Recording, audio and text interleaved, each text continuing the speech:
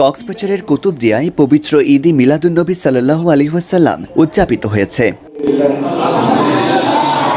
সোমবার সকালে দক্ষিণ ধুরুং ইফাত কিল্লায় অবস্থিত হাফিজখানা ও ফুরকানিয়া মাদ্রাসার উদ্যোগে দক্ষিণ ধুরুং ইউনিয়ন পরিষদের সাবেক চেয়ারম্যান জালাল আহমদের সার্বিক তত্ত্বাবধানে মসজিদে নামিয়ায় ঈদ মিলাদুন্নবী সাল্লাল্লাহু আলাইহি ওয়াসাল্লাম উদযাপন করা হয়।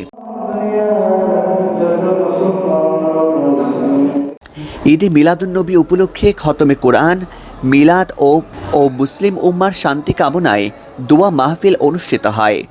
ঈদে মিলাদুন্নবী উপলক্ষে সংক্ষিপ্ত আলোচনায় দক্ষিণ ধুরুং ইউনিয়ন পরিষদের সাবেক চেয়ারম্যান জালাল আহমদ, সাবেক চেয়ারম্যান সৈয়দ আহমদ চৌধুরী, ইমাম আবু হানিফা একাডেমি দাখিল মাদ্রাসার সিনিয়র শিক্ষক মাওলানা নুরুল আমিন সিদ্দিকী বক্তব্য রাখেন।